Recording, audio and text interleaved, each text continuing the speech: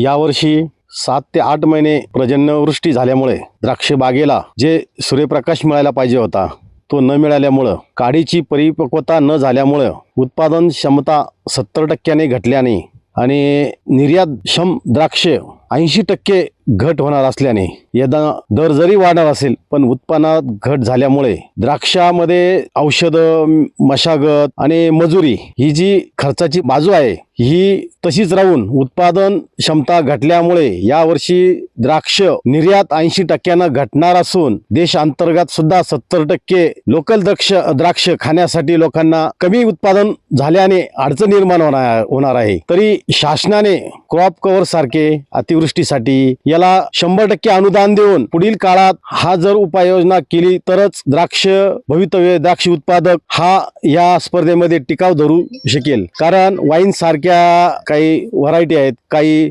बेदाण्यासाठी variety आहेत, काही निर्यातक्षम व्हरायटी असून काही लोकलसाठी आहे, परंतु द्राक्ष उत्पादन क्षमता घटल्यामुळे शेतकरी हा अति संकटात सापडलेला आहे।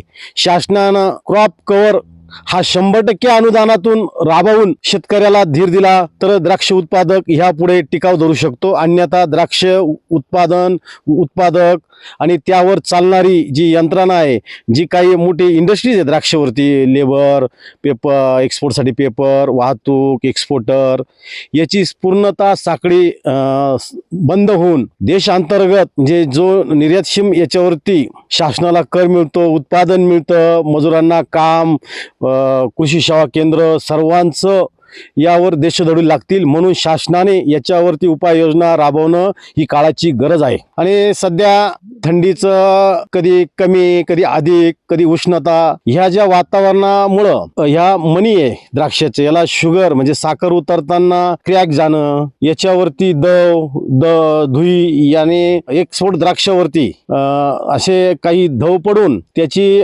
चीर म्हणजे त्याला निर्यात होऊ शकत नाही, अशा द्राक्ष घड निर्माण झाले आहे। म्हणून ही समस्या एक्सपोर्टरसाठी अत्यंत भयानक स्थिती निर्माण झाली आहे।